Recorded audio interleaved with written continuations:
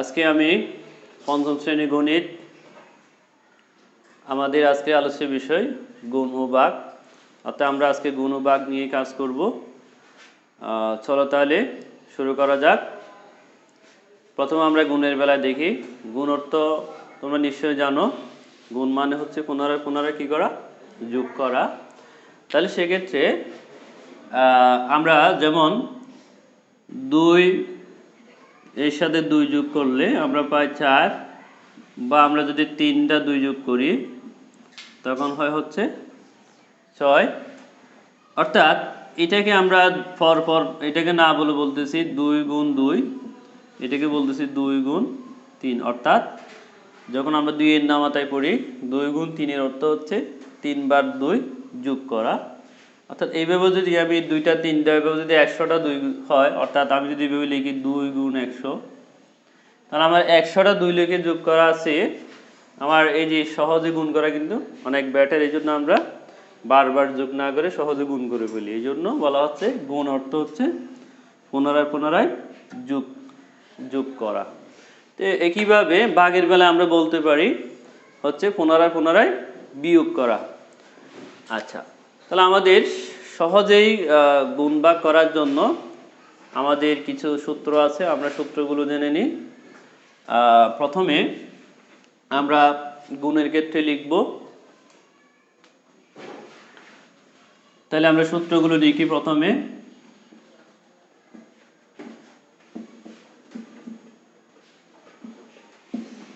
গুণের ক্ষেত্রে আমরা 1 নম্বরে লিখব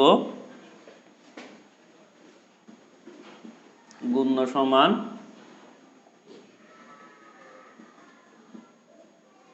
গুণক সমান, এরপরে হচ্ছে গুণফল সমান। তোমরা নিশ্চয় সূত্রগুলো জানো, তারপরে আবার আমার সাথে মিলে নাও। গুণ্য সমান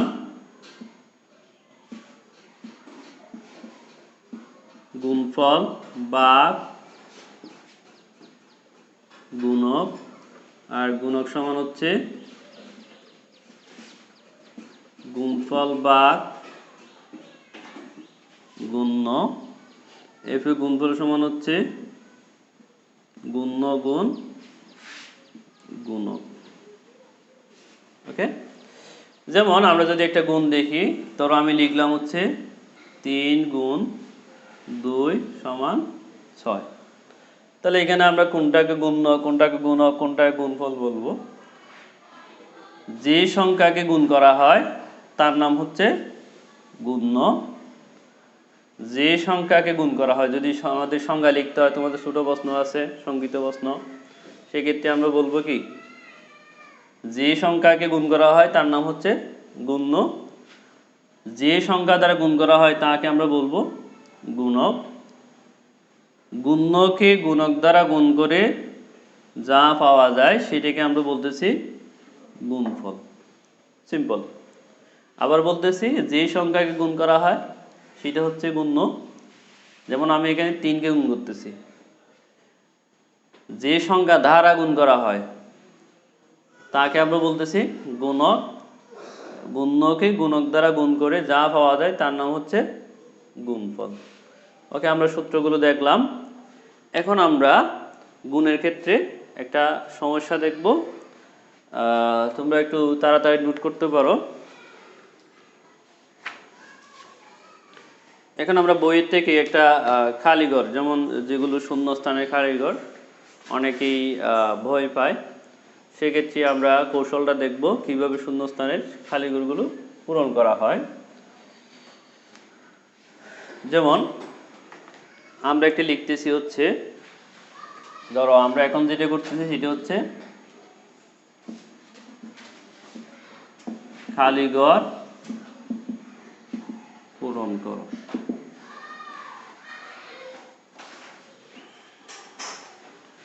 এর মধ্যে ধরো আমি একটা লিখলাম 7,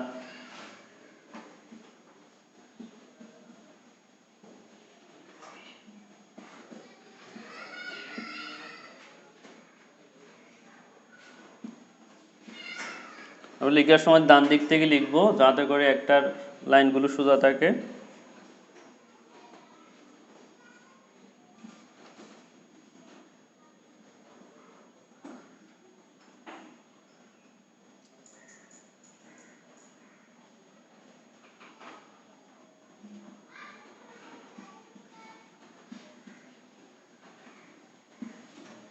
আমি একটা দেখাচ্ছি, তোমরা বাকিগুলো দেখতে পারো।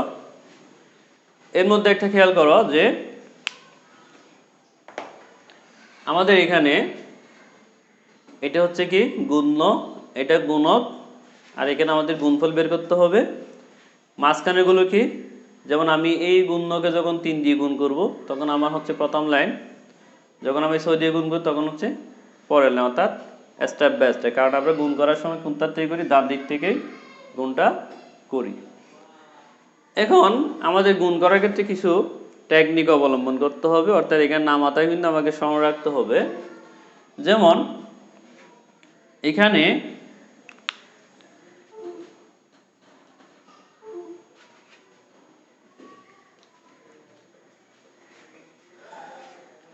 তুলে নাও তোমরা শূন্যস্থানটি।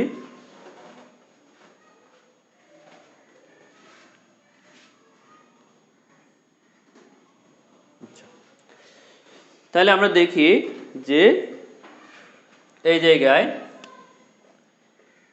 3-এর সাথে কোন সংখ্যাটা গুণ করলে 6 হবে।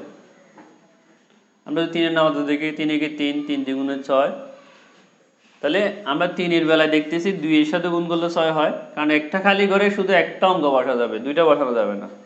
আর কার জন্য 6 হয়, তাহলে আমরা 3-এর নামাতে যখন দেখলাম 2-এর জন্য 6 পেলাম এককের ঘরে। 3 তারিখা 9, 3 4 12, 3 5 15, 3 6 18, 3 7 21, 3 8 24, 3 9 27, 3 10 30। তার মানে আর কোনো সংখ্যা আমরা কিন্তু পাচ্ছি না। তাহলে 6 পেয়ে গেছি কার জন্য, 2-এর জন্য। তাহলে সেই হিসেবে আমি এখানে এই ঘরে আমি নিশ্চিত 2 বসাতে পারবো। যদি একাধিক সংখ্যা পাওয়া যায় তখন আমাকে দেখতে হবে কোন সংখ্যাটা বসে। এখানে কিন্তু শুধু একটাই সংখ্যা পেলাম, এই জন্য আমরা এটা বসাই দিতে পারি, কোনো সমস্যা নাই। এবার দেখব 3 দিয়ে এখানে কিন্তু হাতে বাকি কোনো কিছু বাকিও নেই, ওকে গেল। এখন 3 দিয়ে কোন সংখ্যাটা গুণ করলে 2 হয়। আচ্ছা, তাহলে এখানে আমরা পাচ্ছি হচ্ছে 3-এর 2 পাওয়ার জন্য এখানে আমরা 2 পেয়ে গেলাম।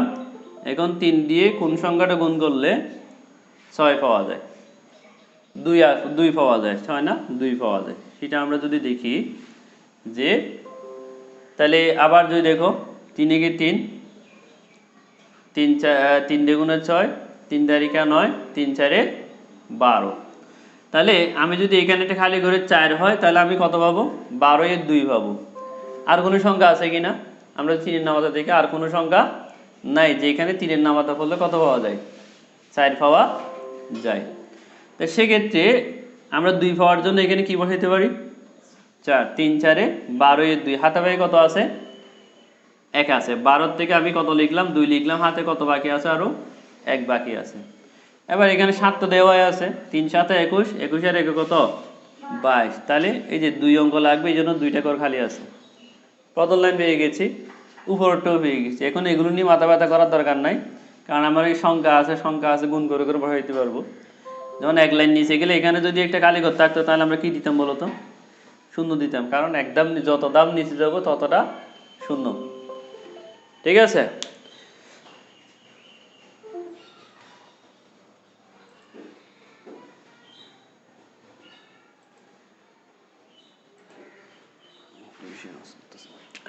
যাই হোক, তাহলে আমরা দেখি এখন যে আবার 6 দুগুণে 12-এর 2, হাতে বাকি 1, 6 7 24, 24 আর 1 কত 25-এর 5, হাতে বাকি 2, 6 7 42, 42 আর 2 কত 44-এর 4, ওই যে 4 এখানে দিয়েই দিছে। এবার কি করবো, যোগ 6 0 6, 2 দিয়ে কত হবে 4, 5 দিয়ে কত হবে 7, 4 দিয়ে কত হবে 6। এই যে আমাদের খালি ঘরটা কিন্তু আমরা পেয়ে গেলাম, একদম খুবই সহজ। তোমরা একটু নোট করে নাও।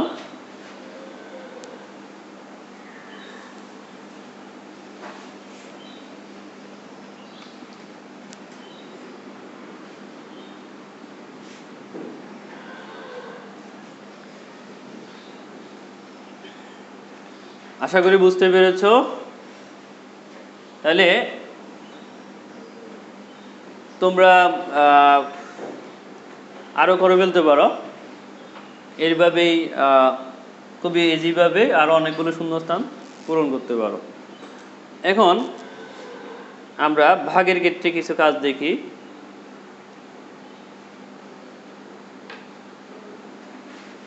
এটা গুণ দেখলাম, এখন আমরা ভাগে চলে যাচ্ছি। আমরা ভাগের ক্ষেত্রে সূত্রগুলো দেখি।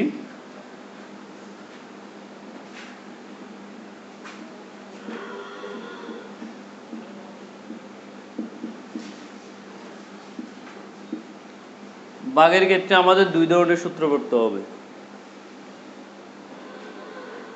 একটা হচ্ছে নিঃশেষী বিভাজ্য হয়ে গেলে, অর্থাৎ কোনো ভাগশেষ যদি না থাকে, ভাগশেষ শূন্য হলে। আর একটা হচ্ছে নিঃশেষী বিভাজ্য না হলে। তাহলে এখানে আমাদের দুই ধরনের কিন্তু সূত্র পড়তে হবে। তো প্রথমে আমরা যেটা করব হচ্ছে সূত্রগুলোর সাথে পরিচিত হব।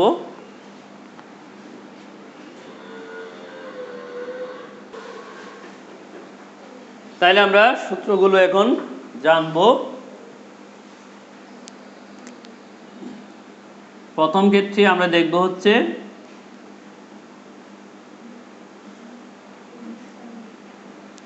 নিঃশেষে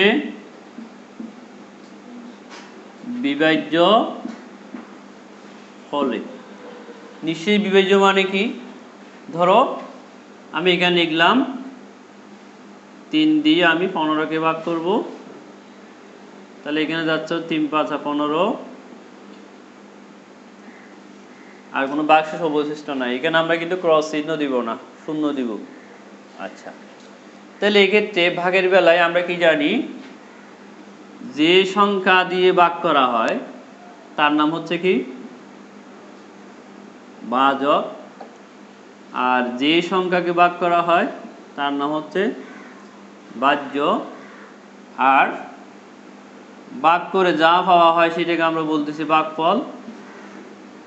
আর যদি কিছু থাকে বা না থাকে, যাই হোক, এটাকে আমরা বলতেছি ভাগশেষ।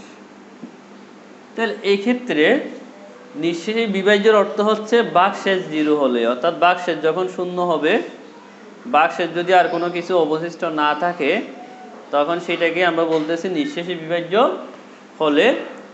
তাহলে আমরা লিখতে পারি 1 নাম্বার,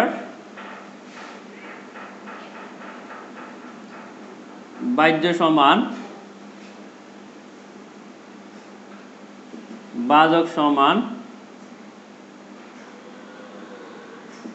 ভাগফল সমান। যেটা এখানে ভাগশেষ শূন্য, সেটা লেখার দরকার নাই, লিখলেও তুমি পারো। তাহলে ভাজ্য, এই যে 15টা আমি কেমনে পাবো? সিম্পল ভাবে বোঝা যাচ্ছে, ভাজককে ভাগফল দ্বারা গুণ করলে 3 5 15 পাওয়া যায়। তাহলে সিম্পল জিনিস। তাহলে আমরা লিখতে পারি ভাজ্য সমান ভাজক গুণ ভাগফল। অর্থাৎ এখানে 15 সমান যদি পাই 3 গুণ 5 হয়ে গেল। তো ভাজক কেমনে পাওয়া যায়? এই 3 কেমনে পাওয়া যাবে? 15কে 5 দিয়ে ভাগ করলে। তার মানে আমরা বলতে পারি ভাজ্য ভাগ ভাগফল।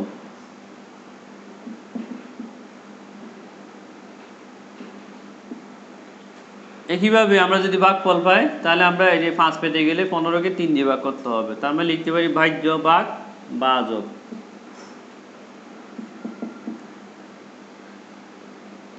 এই যে এটা হচ্ছে নিঃশেষে বিভাজ্য হলে, অর্থাৎ ভাগশেষ যদি কি হয়? শূন্য হয়। এখন আমরা দেখব ভাগশেষ যদি থাকে, অর্থাৎ নিঃশেষে বিভাজ্য না হলে। আমরা আগে করেছি হচ্ছে নিঃশেষে বিভাজ্য হলে, এখন আমরা দেখব হচ্ছে নিঃশেষে বিভাজ্য না হলে।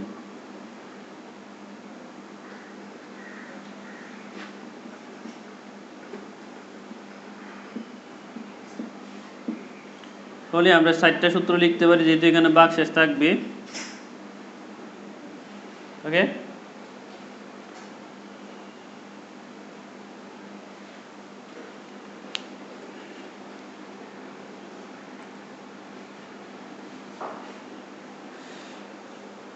একটা লিখবো হচ্ছে ভাজ্য সমান ভাজক সমান ভাগফল সমান ভাগশেষ সমান। তাহলে তোমরা জাস্ট অনুমান করে দেখো এইখানে সূত্রগুলো কি হতে পারে। আগের সূত্রগুলোই, শুধু এখানে একটা অতিরিক্ত হচ্ছে, এখানে একটা ভাগশেষ যোগ করতে হবে, যুক্ত হবে, সেটা কোন জায়গায় হয় সেটা আমাদের দেখতে হবে।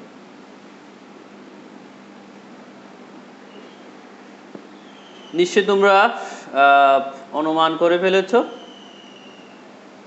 এখন আমরা দেখি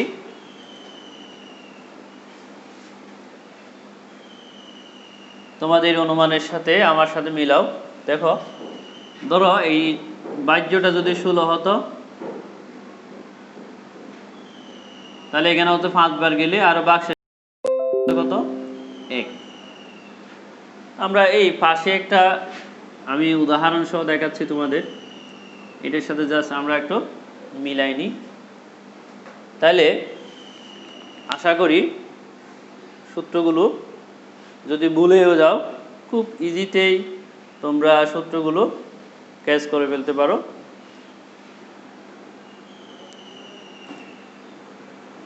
যেমন এই যে আমরা ভাজ্য বের করবো, এই যে 16টা পাইতে হবে, কীভাবে পাবো? 3 আর 5 গুণ করলে 15, সাথে যদি আমরা 1 যোগ করি কত হয়? 16। তার মানে আমরা বলতে পারি এই যে আগে সূত্রটা ঠিক আছে, যেমন আমি লিখতেছি ভাজক গুণ ভাগফল যোগ ভাগশেষ, সিম্পল জিনিস। এই যে যেমন আমি যদি লিখি এখানে 16, তাহলে ভাজক ছিল 3 গুণ 5 যোগ 1, 15 একে 16। অর্থাৎ আমরা যদি কখনো সূত্র ভুলে যাই, তখন আমরা একটা ছোট্ট একটা অঙ্ক দিয়েই আমরা এগুলো কিন্তু বের পারি। একইভাবে এই ক্ষেত্রে আমরা আগে সূত্রগুলো লিখবো, শুধু এখানে ভাগশেষটা কি করতে হবে, কি যোগ করব নাকি বিয়োগ করব সেটি আমাদের দেখতে হবে। যেমন এখানে ভাজক বের করব, অর্থাৎ এখানে আমরা 3 বের করতে গেলে কি করতে হবে? 16 থেকে 1 বিয়োগ দিতে হবে, তারপর 5 দিয়ে ভাগ করতে হবে, কারণ 16কে 5 দিয়ে ভাগ যায় না, আগে বিয়োগ করতে হবে তারপরে ভাগ। তাহলে আমরা বলতেছি, অর্থাৎ গুণের বেলায় আমরা যোগ করে দিলাম ভাগশেষটা, সহজ মনে রাখার টেকনিক, আর ভাগের বেলায় বিয়োগ করতে হবে আগে। তাহলে আমরা লিখতেছি হচ্ছে ভাজ্য বিয়োগ ভাগশেষ ভাগ ভাগফল। এতটুকু লিখলে কিন্তু হবে না। যোগের বেলায় আমরা ব্র্যাকেট না দিলেই কিন্তু ভুল নাই, কিন্তু বিয়োগের বেলায় যেহেতু এই কাজটা আগে করতে হবে, এই জন্য অবশ্যই এখানে কি দিতে হবে, আমাদের বন্ধনী দিতে হবে, নাহলে কিন্তু সূত্রটা ভুল হয়ে যাবে। কারণ ব্র্যাকেট দিয়েও মানে ওই যে আমরা সরল করেছিলাম, ব্র্যাকেট দেওয়ার অর্থ হচ্ছে ব্র্যাকেটের কাজটা আগে করা। যদি ব্র্যাকেট না থাকে আগে ভাগ করে ফেলবে, এই জন্য অঙ্কটা মিলবে না। এই জন্য আমাদের এখানে যে কাজটা করতে হবে সেটা হচ্ছে অবশ্যই ব্র্যাকেট দিতে হবে। একইভাবে ভাগফলের বেলায় আগে বিয়োগ করতে হবে, ভাজ্য বিয়োগ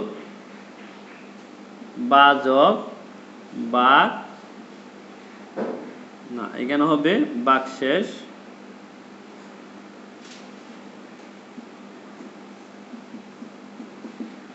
ভাগ ভাজক। এবার ভাগশেষটা কেমনে পাবো, এই একটা কেমনে পাবো, সেটা হচ্ছে ভাজ্য থেকে ভাজ্য বিয়োগ ভাজক গুণ ভাগফল, অর্থাৎ 16 থেকে আমরা যদি 15 বিয়োগ করতে পারি 1 পাবো। তাহলে আমরা বলতেছি এটাকে ভাজ্য বিয়োগ ভাজক গুণ ভাগফল। তাহলে আমরা এই সূত্রগুলো যদি একটু আয়ত্ত রাখি, খুব ইজিতেই তোমরা যে কোনো ভাগের ক্ষেত্রে এই যে ভাজ্য ভাজক ভাগফল বা ভাগশেষ বের করে আমরা ইজিতে করতে পারবো। যেমন আমরা একটু পরেই এই সূত্রের পরে আমরা এরকম একটা কিন্তু অঙ্ক করব।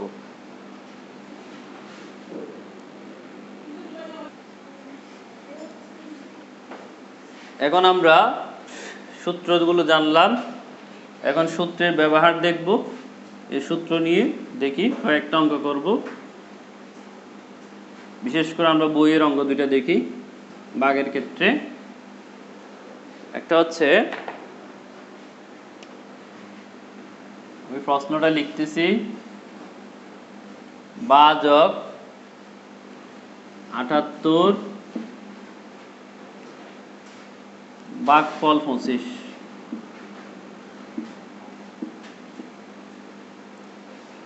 এবং ভাগশেষ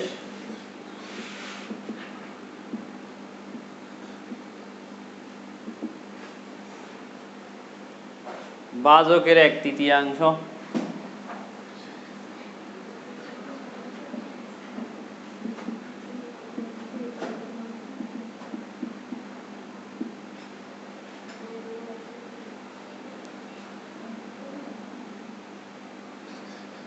বাহ্য কত বের করতে হবে। এই অঙ্কটার আমরা এখন সমাধান দেখব।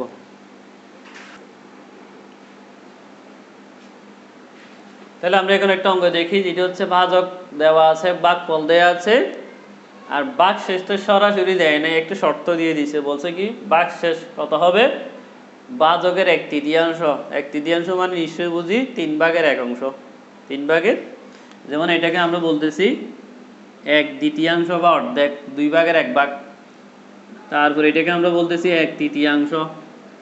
এরপরে যদি এভাবে লেখা হয় এটাকে বলা হয় 1/4। তোমরা 3, 4 এগুলো করেছ, ভগ্নাংশের অংশগুলো। তাহলে এখানে ভাগশেষটা কি আছে, ভাজক যত তার কত 3/1। তাহলে আমরা লিখতে পারি, কি কি আছে সেগুলো লিখে দেওয়া আছে। ভাজক ৭৮ ভাগফল ২৫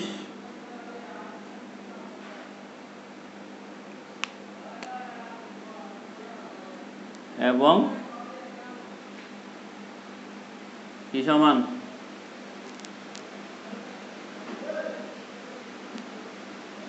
ভাগশেষ সমান, ভাগশেষ কত বলেছে, ভাজকের 1/3 অর্থাৎ 3/1।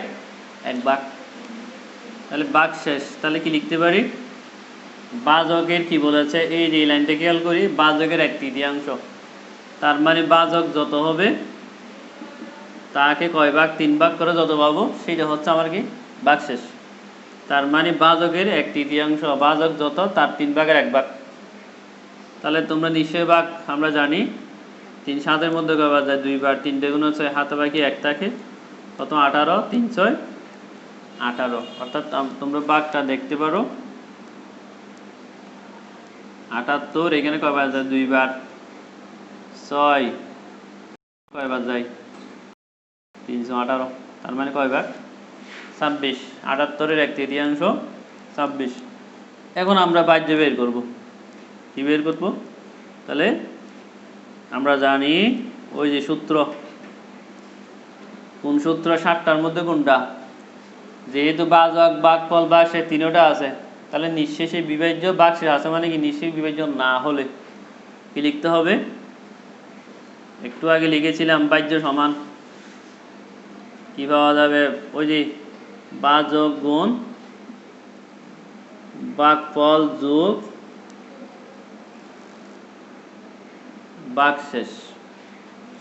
তাহলে লিখে এবার ভাজক কত আছে, ৭৮ গুণ ভাগফল 25 যোগ ভাগশেষ 26।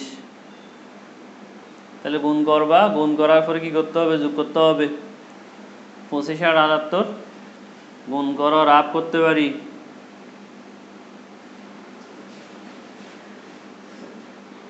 এখানে আমরা রাব যদি করি, 5 8 40, 0 হাতে বাকি 4, 5 7 35, 35 আর 4 39। এক ধাপ নিচে আসলে একটা শূন্য, 8 দুগুণে 16, 6 হাতে বাকি 1, 7 দুগুণে 14, 14 আর 1 15, 915 আর 5 হাতে বাকি 1, 5 3 8 9 1। তাহলে কত হলো, 1950 যোগ 26। এবার যোগ করা, 6 0 0, 5 দিয়ে 7, 1900 কত 76।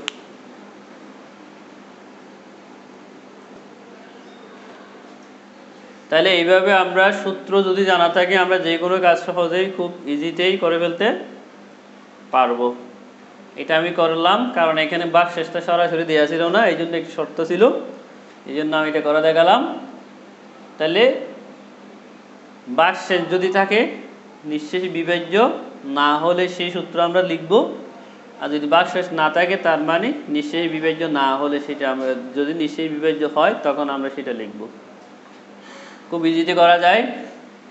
তো তোমাদের এই অঙ্কের আলোকে আমি একটা অঙ্ক দিই, তোমরা লিখে নাও। এই অঙ্কটাকে আমি দিচ্ছি। ধরো এখানে আমি ভাজক বলতেছি হচ্ছে 125, ভাগফল 25 রাখলাম, ভাগশেষ হচ্ছে ভাজকের আমি লিখলাম হচ্ছে 1/5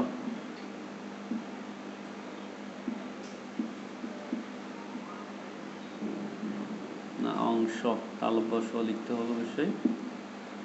ঠিক আছে, বাহ্য বের করতে হবে। 5/5 মানে নিশ্চয়ই 5/1 এখানে আমরা 3 দিয়ে ভাগ করেছি, সেই জায়গায় আমরা 5 দিয়ে ভাগ করবো, একই অঙ্ক। এটা হচ্ছে তোমাদের বাড়ির কাজ।